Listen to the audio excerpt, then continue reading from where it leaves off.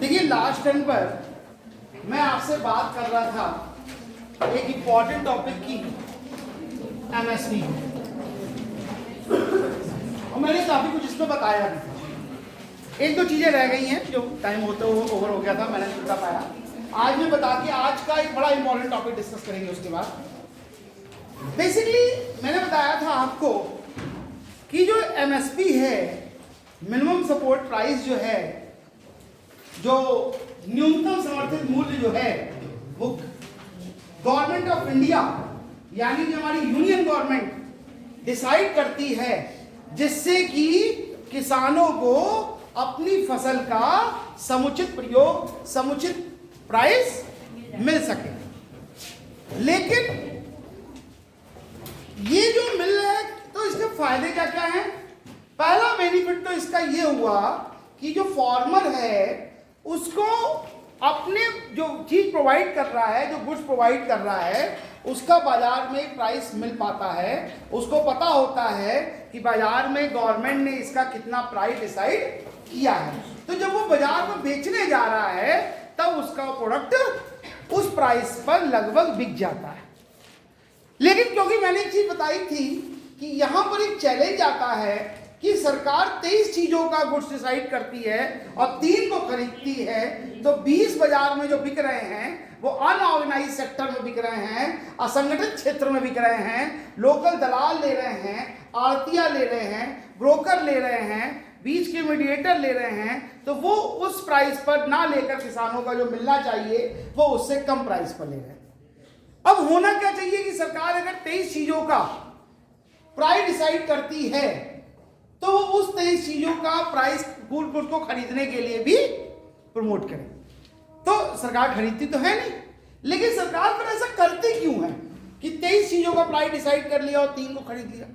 पहली चीज तो ये आ गई कि सरकार को 23 चीजों की जरूरत नहीं है, या जरूरत है तो उनके पास उसको खरीदने के लिए फंड्स अवेलेबल नहीं है कि वो अपना सारा फंड प्रोवाइड कर दे। क्योंकि सरकार जब गेहूं चावल खरीदती है और गन्ना खरीदती है तो 3 चीजों के उपयोग के लिए खरीदती है। एक आर्मी के लिए खरीदती है, दूसरा पीडीएस के लिए खरीदती है जो राशन की दुकानों पे आपको मिल रहा है, और तीसरा वो स्टोरेज के लिए खरीद लेती है कि किसानों को नुकसान ना हो और किसानों को उसकी चीज का प्राइस मिल सके। अब यहां पर वो जो डिसाइड करते हैं एमएसपी, ये बनता कैसे है? एमएसपी बनाने के लिए सरकार ने क्या किया, जो लागत आ रही है किसान की उसमें 50% प्रॉफिट जोड़ दिया। यानी गेहूं उगाने में अगर किसान के 12 रुपए खर्च हो रहे हैं तो उसमें 6 रुपए और जोड़ दिए, 50%, तो यह 18 रुपए हमारे गेहूं का प्राइस हो गया। हमारा जो एमएसपी होगा इस साल का वो 18 रुपया हो जाएगा। मतलब सरकार ये गेहूं जो है वो 18 रुपए में खरीद लेगी। लेकिन जो बात आ रही है ये 12 रुपए कैसे डिसाइड किए गए? इस 12 रुपए को सरकार ने डिसाइड करने के लिए 3 फैक्टर पे काम किया। पहला फैक्टर लिया उन्होंने, डायरेक्ट कॉस्ट ले ली, जिसको हम कहते हैं A2 से सिंपल करती है गवर्नमेंट। जो गवर्नमेंट का सिंबल है वो A2 है, यानी कि डायरेक्ट लागत। यानी कि इसमें बीज लगाए हमने इसमें यूरिया लगाई, हमने फर्टिलाइजर्स लगाए, इन सब चीजों की लागत हमारे पास होगी। A2 हमने इसको डिसाइड कर दिया। दूसरा वो क्या करती है, FL ले लेती है।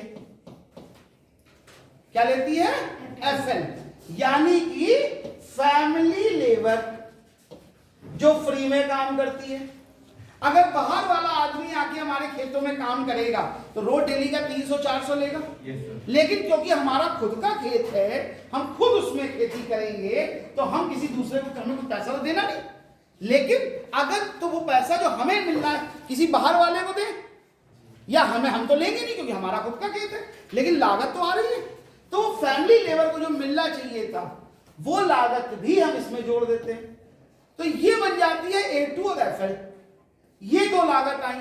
और तीसरा जो हमारा मार्केट शेयर है, जिसमें हम डिमांड, सप्लाई और बहुत सारी चीजों को इंक्लूड करते हैं, हम उसको लेकर यहां पर बनाते हैं कॉस्ट को, जिसको हम कहते हैं C2।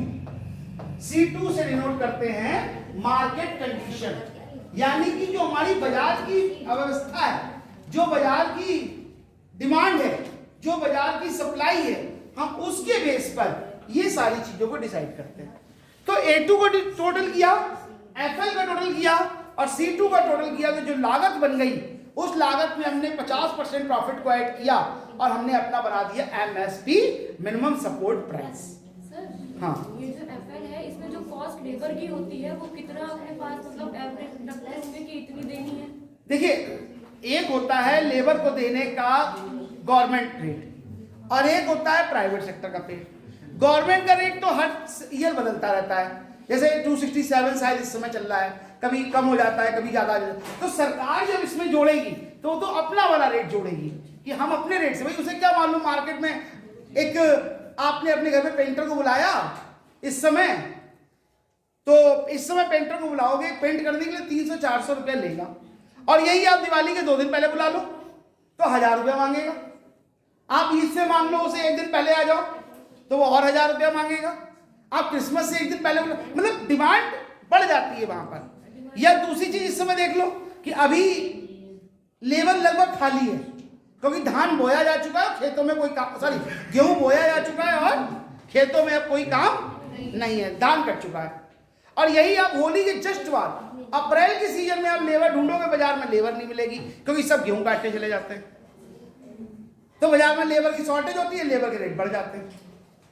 बरसात में आप देखिए लेबर हमेशा सस्ती मिलेगी क्योंकि एग्रीकल्चर सेक्टर खाली होता है पूरा, तो गांव में जो लेबर क्लास है वो शहर भाग आती है काम करने के लिए, तो उसकी डिमांड पे डिपेंड करता है। तो ये जो तीनों चीजें हमारी वर्क कर ली थी तब हमारा MSP बनता है। लेकिन जब सरकार खरीदती नहीं है तो ये MSP डिसाइड करने का फायदा क्या? मतलब हम किसी से कहते हैं कि भाई ये तुम्हारा मोबाइल तो 50,000 रुपए का है, हम किसी से कहते हैं, बोले ले लो, बोले हम तो 2 रुपए का नहीं लेंगे, तुम्हें 50,000 का है लेकिन तुम किसी और को बेचो, तो किसी और को बेचने से क्या फायदा? सरकार नहीं कहती, लेकिन सरकार का कुछ फायदे हैं। सरकार का पहला जो बेसिक है कि वो चाहती है कि किसानों को अपने प्राइस गुड्स के बारे में पता हो, और जब वो बाजार में बेचने जाएंगे तो गेहूं का अगर न्यूनतम समर्थित मूल्य 18 रुपए सरकार ने डिक्लेयर कर दिया है, सरकार ने सोयाबीन को डिक्लेयर कर दिया है अगर 40 रुपए, तो किसान का कम तो बिक सकता है लेकिन इतना कम नहीं बिक सकता कि उसको अपने मूल प्राइस गुड्स का पूरा प्राइस ना मिले। हो सकता है कि वो 18 रुपए के 17 रुपए बिक जाए, 16 बिक जाए, लेकिन 5 रुपए में तो नहीं बिकेगा, क्योंकि किसान जानता है कि भाई हमारा 18 रुपए तो समर्थित मूल्य है, अगर इससे कम कोई आदमी खरीदता है लीगल वे में तो वो क्राइम माना जाएगा, तो किसानों को प्राइस मिल जाएगा। दूसरा, सरकार जब तीन ही चीजें खरीदती है तो 20 को प्रमोट क्यों करती है, 20 का प्राइस क्यों डिसाइड करती है? तो उसका रीजन ये है कि लोग उन चीजों की भी खेती करें, वरना किसान तो गेहूं चावल गन्ने में ही टिक गया, वो तिल बोना ही नहीं चाहता, वो नहीं चाहता कि हम सोयाबीन लगाएं, वो क्यों अरहर लगा के ज्यादा मेहनत करे, वो क्यों मूंग की दाल बनाए, क्यों चना लगाएगा अपने खेतों में जिसमें मेहनत ज्यादा है और काम कम है, प्राइस नहीं मिलेगा उसे। तो सरकार ने कहा कि हम ऑयल सीड जितने भी हैं, चाहे वो तिल हो, चाहे वो मस्टर्ड हो, चाहे वो कोपरा हो, चाहे वो नारियल हो, ऐसे बहुत सारे जो ऑयल सीड्स हैं, सोयाबीन हो, इन चीजों की भी सरकार किसान खेती करे, क्योंकि जब उसे अपनी चीज का समर्थित मूल्य मिलेगा, जब अपनी चीज का एक प्राइस मिलने की उम्मीद होगी, तो वो उन सब चीजों को भी खेती करने के लिए एग्रेसिव हो जाएगा। तो सबसे बड़ा फायदा तो ये होगा। एक और सबसे बड़ी चीज आती है कि जब सब लोग गेहूं ही उगाने लगेंगे तब गेहूं की सप्लाई इतनी ज्यादा हो जाएगी, बाजार में गेहूं का प्राइस नहीं होगा।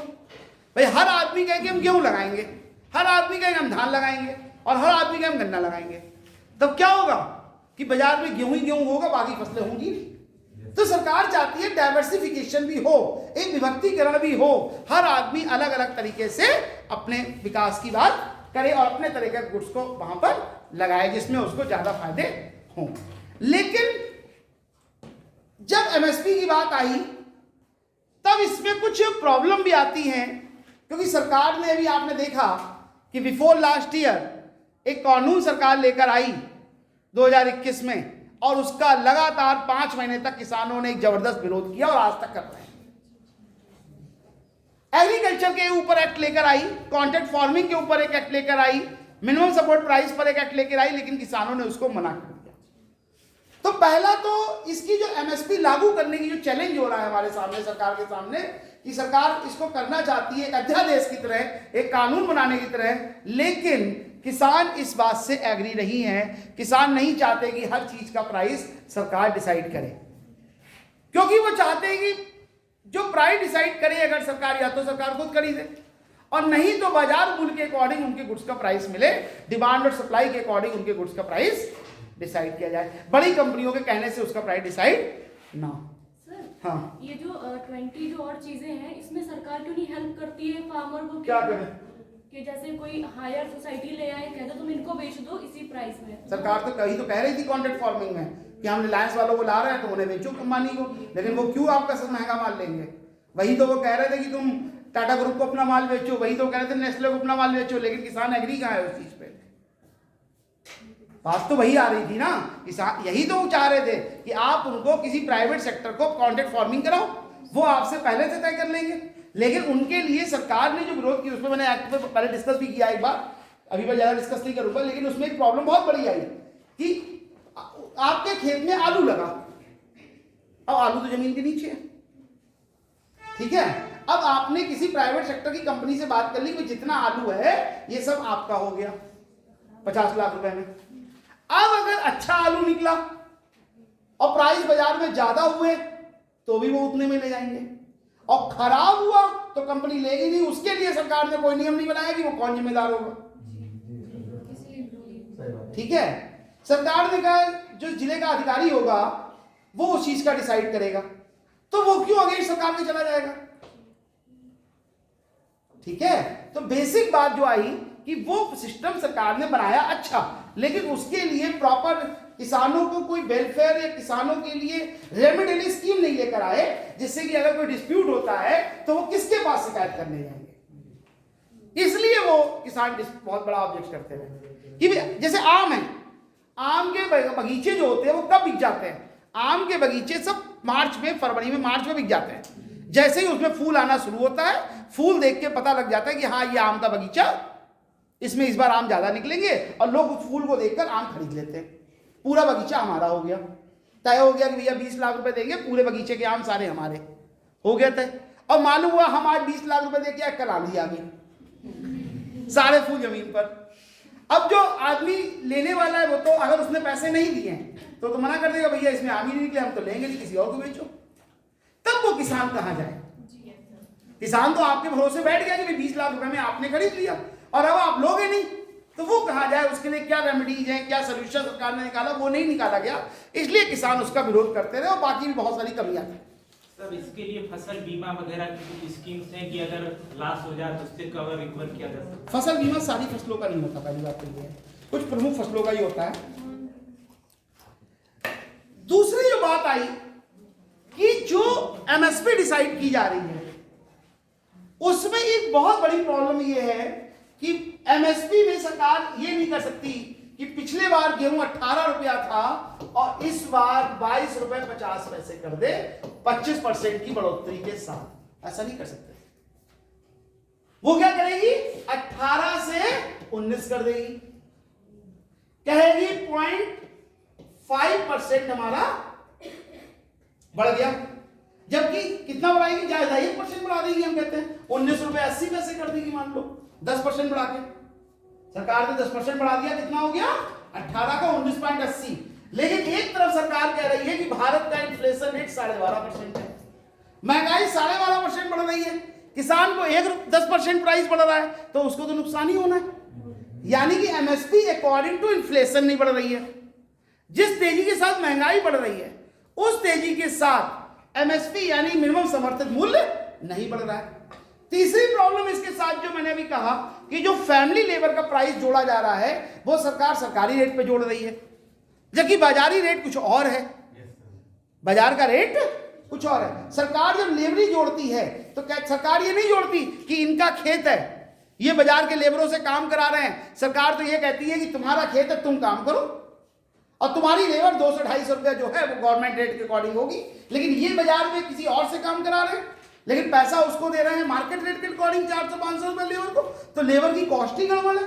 तो यानी ये लेबर की कॉस्ट गड़बड़ है तो अपने जो फार्मर है उसको पूरा पैसा नहीं मिल पा रहा है। तीसरी एक जो बड़ी चीज प्रॉब्लम आ रही है कि किसान को अपना गुड्स बेचने के लिए एक तो अवेयरनेस नहीं है, क्योंकि जो छोटे किसान होते हैं उनको बहुत ज्यादा अवेयरनेस नहीं होती है, उनको बहुत ज्यादा जागरूकता नहीं होती है कि वो अपना बहुत ज्यादा अवेयर होकर गुड्स को सेल आउट कर सके।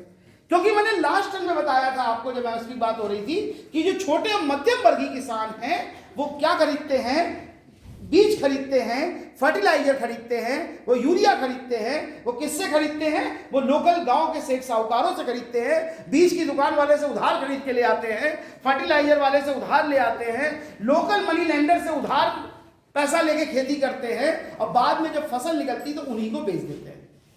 तो जो सेठ होता है, जो साहूकार होता है, जो महाजन होता है, वो उनसे कम रेट पर वो खेती ले ले, फसल ले लेता है। फिर वो हाई रेट पे क्यों लेगा, वो तो कहेगा एमएसपी पे बेचना है, जाओ बेचो जाके सरकार को। अब वो किसान जो छोटा मध्यम वर्गीय किसान है जिसके पास एक ट्रॉली गेहूं है वो तो चला जाएगा सरकार को बेचने, लेकिन जिसके पास 10 कुंटल 12 कुंटल 15 कुंटल गेहूं बचा वो किसी किसान को, किसी गवर्नमेंट को बेचकर कहां से पैसा उसका कमा पाएगा।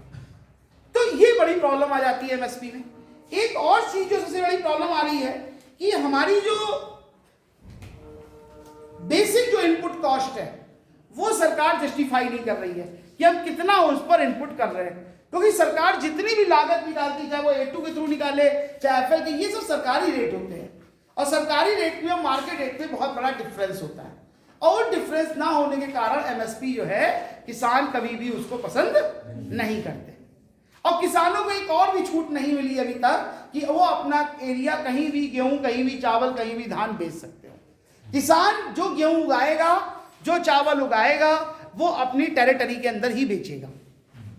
ठीक है, वो कहां बेचेगा, अपनी टेरिटरी के अंदर बेचेगा। लेकिन बीज का जो ब्रोकर होगा, जो आड़तिया होगा, वो पूरे उसको अपनी आउट ऑफ टेरिटरी भी बेच सकता है। मतलब किसान से कहा गया तुम्हारा गेहूं जो है, तुम्हारा गन्ना शाहजहांपुर की क्षेत्र के अंदर है तो आप शाहजहांपुर की मंडी में जाकर अपना गेहूं चावल धान बेच सकते हो, शाहजहांपुर में ही उसमें जाके बेच सकते हो। लेकिन जो आड़तिया होगा वो आपका गेहूं खरीद कर, वो ब्रोकर आपका गेहूं खरीद कर इंडिया की किसी भी मार्केट में जाकर बेच सकता है और इंडिया के बाहर भी किसी मार्केट में जाकर बेच सकता है। जी, ऐसी कंडीशन है सर किसानों की, ये कंडीशन है। एक रीजनल क्षेत्रीय भी होता है। दूसरे किसान के पास मैंने उस दिन बताया था ट्रांसपोर्टेशन कॉस्ट इतनी ज्यादा हो जाती है कि वो दूसरे शहरों में जाकर अपने गुड्स को नहीं बेच सकता। सर क्वेश्चन, सर सिली सा क्वेश्चन है, पूछ रहे हैं सर जो 20 गुड्स हैं, अगर जैसे ये गवर्नमेंट ने कहा हम चलो खरीद लेंगे, लेकिन अगर खराब हो गई चीज तो क्या गवर्नमेंट खरीद नहीं सकती? उसको खरीद के कहीं यूरिया में कहीं यूज करवा दे तो वापस से वो डिकम्पोज होकर फिर दोबारा से चला है चीज, ऐसा होता नहीं है क्या? कोई ऐसा गुड्स है जो बीज है खेत में ही नष्ट हो जाती है तो उससे रिकवर कैसे कर सकते? देखिए, जो डीकम्पोज की तुमने बात की, पहली बात तो बायोलॉजिकल टॉपिक है, लेकिन मैं आपको एक बात बता दूं यहाँ पर कि डीकम्पोज जितने भी फूड ग्रेन आइटम है डीकम्पोज नहीं होते। ठीक है, डीकम्पोज नहीं होते।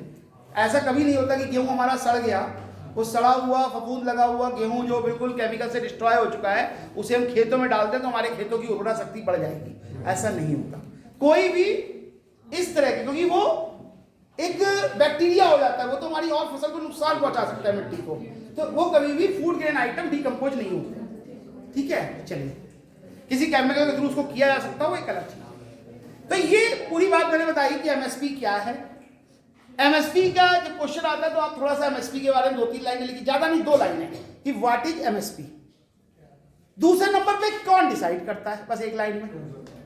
फिर उसके बाद आप अपना जो पैराग्राफ में लिखेंगे, जो पॉइंट में 5-6 लाइनें लिखेंगे एमएसपी के फायदे, कि कंज्यूमर को फायदा हो जाता है, फार्मर को फायदा हो जाता है, फायदे बोल दीजिए। और उसके बाद आप 4-5 लाइनों में लिखेंगे what are the challenges, problem क्या आ रही है एमएसपी को लागू करने में। और लास्ट में कंक्लूजन में लिखेंगे आप अपना व्यू, लिखना तो आपको ही अपना व्यू है, उस व्यू में आप ये लिखेंगे, जो 3 लाइनें आपको बेसिक लिखनी है फोकस करके, कि MSP is good for farmer and economy both, but सरकार जो है वो क्या करना चाहिए, सरकार को कुछ ऐसा सिस्टम बनाना चाहिए जिससे कि किसानों को अपनी फसल का पूरा मूल्य मिल चुके, उनके अंदर जागरूकता पैदा हो, और वो जिन चीजों को सरकार नहीं खरीद पा रही है या नहीं खरीदना चाहती है उन चीजों को बेचने के लिए किसानों के लिए प्रॉपर एजेंसी का भी निर्माण किया जा सके कि वो एजेंसी उसका माल खरीद कर किसी को सप्लाई करेगी। तो इस तरह से एक प्रॉपर सिस्टम करके आप इसका क्वेश्चन पूरा लिखेंगे। एक आज का एक और इंपॉर्टेंट क्वेश्चन मैं बता रहा था, एक क्वेश्चन पिछले 5 सालों में 4 बार आया है। 2020 में भी आया है, 2019 में क्या 2018 में नहीं आया, 2016 से 2021 तक लगातार आ रहा है। आप देखिएगा, inclusive growth and sustainable development, समावेशित विकास और संतुलित विकास की बात होगी। इंक्लूसिव डेवलपमेंट, समेकित कहते हैं एक तरह से, हिंदी में थोड़ा टिकट हो जाते हैं। इंक्लूसिव वर्ड जरूर लिख लेना। इंक्लूसिव ग्रोथ,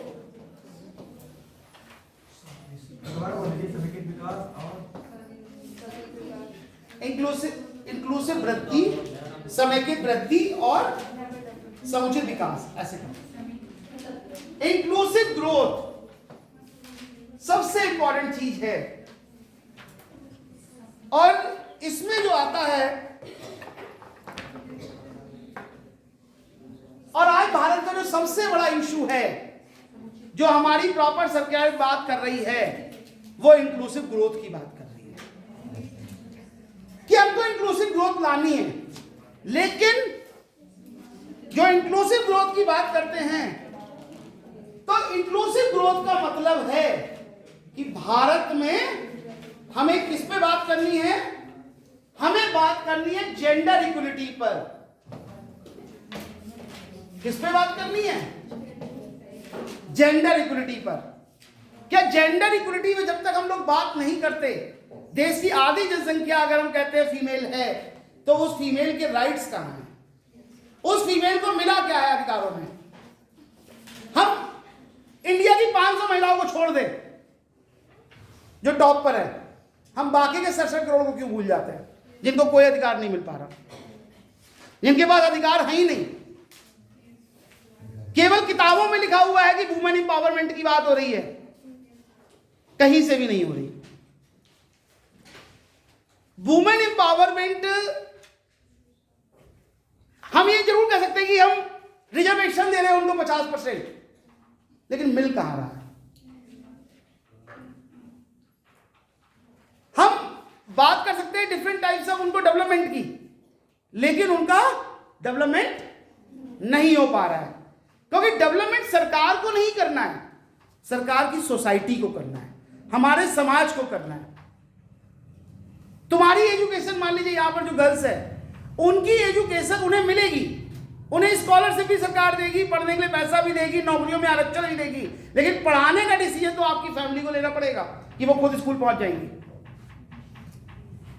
लेकिन ये सब चीजें सरकार जब बात कर रही है, सरकार जब बात कर रही है, तो मेल के राइट्स को, फीमेल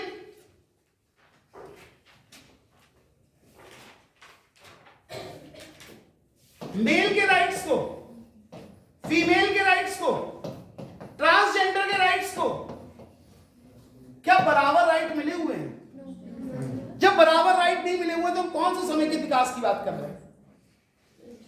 जब हम एजुकेशन की बात कर रहे हैं, तो क्या भारत में सबके लिए एजुकेशन, फ्री शिक्षा अधिकार लेकर आए, राइट टू एजुकेशन लेकर आए, लेकिन राइट टू एजुकेशन क्या सबको मिल पा रहा है? हम स्किल डेवलपमेंट की बात कर रहे हैं, लेकिन स्किल डेवलपमेंट क्या वास्तव में डेवलप हो पा रही है? क्या भारत में स्किल डेवलपमेंट हो पा रही है? क्योंकि इसीलिए यूनिसेफ ने लिखा है, यूनिसेफ एक ऑर्गेनाइजेशन जो सोशल वर्क पे काम करती है, उसने कहा है भारत डेवलपमेंट कर रहा है नीड के थ्रू। उसने क्या लिखा? उसने कहा भारत का डेवलपमेंट, भारत 2030 में 35 कह रहा है कि हम 5 ट्रिलियन इकोनॉमी बनने जा रहे हैं, 5वीं दूसरी सबसे बड़ी अर्थव्यवस्था बनने जा रहे हैं, लेकिन दूसरी अर्थव्यवस्था बनने के लिए आप सक्सेस नहीं है, क्योंकि आप नीट पर चल रहे हैं। नीट क्या है सर? मैं भाई बताने जा रहा हूं। उन्होंने क्या कहा? यूनिसेफ ने लिखा है नीट। उन्होंने कहा ये नीट क्या है? उन्होंने कहा नॉट, नहीं है। आप 5 ट्रिलियन इकोनॉमी की बात कर रहे हैं, उन्होंने कहा विकास की बात कर रहे हैं, आप इंक्लूसिव ग्रोथ की बात कर रहे हैं। लेकिन आप कौन से ग्रोथ की बात कर रहे हैं? आप इंडस्ट्रियलाइजेशन की बात कर रहे हैं, आप एग्रीकल्चर की बात कर रहे हैं, क्योंकि आपके यहां ग्रोथ हो रही है। आप ग्रोथ की बात कर रहे हो, लेकिन आप क्या नीट के ट्रैक पे चल रहे हो? उनके not in track of, not in का मतलब not in track of. E for education, E for employment और टी फॉर क्या चीज? Technical skill. आप क्या ये तीनों नहीं है, बल्कि टेक्निकल स्किल जगह आप लिख लो ट्रेनिंग, एक ही बात हो जाती है, ट्रेनिंग। आप क्या तीनों नहीं है, और आप तीनों ना होने पर आप कह रहे हो भारत 5 ट्रिलियन इकोनॉमी की बात करने जा रहा है, लेकिन जब 5 ट्रिलियन इकोनॉमी की बात आती है तो आप क्या एजुकेशन लेवल 0 है, आप क्या एजुकेशन लेवल कहीं से भी जॉब ओरिएंटेड नहीं है। आप कौन सी स्किल की बात कर रहे हो? आप क्या एम्प्लॉयमेंट लेवल है ही नहीं, क्योंकि लोगों के अंदर स्किल नहीं है। आप स्किल डेवलपमेंट प्रोग्राम लेकर आ गए, लेकिन लोग, कितने लोग उसके बारे में जानते हैं?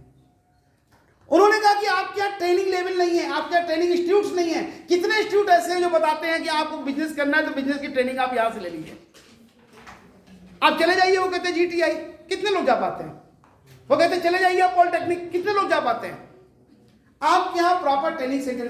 तो वो कह रहे हैं आप विकास की बात कर रहे हो, आप समावेशी विकास की बात कर रहे हो, आप 5 ट्रिलियन इकोनॉमी की बात कर रहे हो 2035 में, विश्व की दूसरी बड़ी अर्थव्यवस्था बनने की बात कर रहे हो, लेकिन आप क्या एजुकेशन लेवल 0 है, आप क्या एम्प्लॉयमेंट 0 है, और आप टेक्निकल स्किल आप क्या लोग 0 है। तो आप विकास की जो बात कर रहे हो, मैंने उस दिन जो क्वेश्चन बताया वही सरकार कह रही है कि आप बात कर रहे हो जॉबलेस इकोनॉमी के बारे में।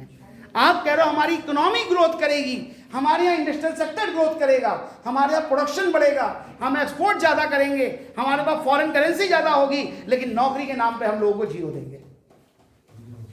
और जब 0 देंगे तो आपकी इकोनॉमी कभी भी 5 ट्रिलियन इकोनॉमी नहीं बन सकती। तो उनका इंक्लूसिव ग्रोथ का जो कॉन्सेप्ट है वो तभी पूरा हो सकता है जब जेंडर इनइक्वलिटी हो, एजुकेशन फॉर ऑल, हर आदमी को एजुकेशन मिले।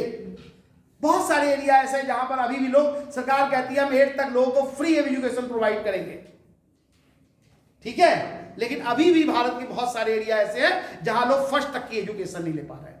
आप नॉर्थ ईस्ट में जाइए, जहां बच्चे पहली क्लास में भी बच्चे स्कूल नहीं जा पा रहे हैं, और छोटे से 5 साल 6 साल की एज पर भी काम धंधों में लगे हुए हैं, क्योंकि उनके पास पॉवर्टी इतनी ज्यादा है कि खाने के लिए उनको, उनके बच्चों को भी सुबह से ही काम में लगना पड़ता है। एम्प्लॉयमेंट लेवल, एम्प्लॉयमेंट हमारे यहां लेवल कम होता चला जा रहा है, लगातार 6.75%, लगातार हमारे यहाँ अनएम्प्लॉयमेंट लेवल बढ़ रहा है, हमारे यहाँ जॉब सेक्टर नहीं बढ़ रहा है, हमारे यहाँ एम्प्लॉयमेंट लेवल नहीं बढ़ रहा है, और हम बात कर रहे हैं इसीलिए आत्मनिर्भर भारत की, क्योंकि एम्प्लॉयमेंट लेवल, हमारा जो अनएम्प्लॉयमेंट रेट है वो लगातार ग्रो करता चला जा रहा है, हमारे यहाँ बेरोजगारी बढ़ती जा रही है।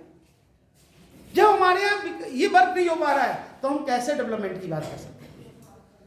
जब हमारे यहाँ ट्रेनिंग की स्किल्स नहीं है, जब हम ट्रेनिंग की बात नहीं कर पा रहे हैं, तब हमारे यहाँ किस तरह से हम डेवलपमेंट की बात कर सकते हैं? तो बेसिक जो बात आती है कि हमको इस तरह का डेवलपमेंट लाना है कि एक बैलेंस डेवलपमेंट हो, जिसमें सभी के लिए स्वास्थ्य हो, सभी के लिए समान अवसर हो, सभी के लिए समान शिक्षक। क्या हो गया बेटा?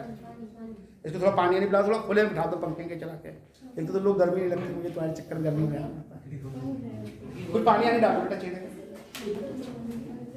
उधर विद्वान सर के पास वहां पे ना बेंच वगैरह पड़ी हुई, वहां पे निकालो, थोड़ा और पानी डालो चेहरे में, इसको बदलो।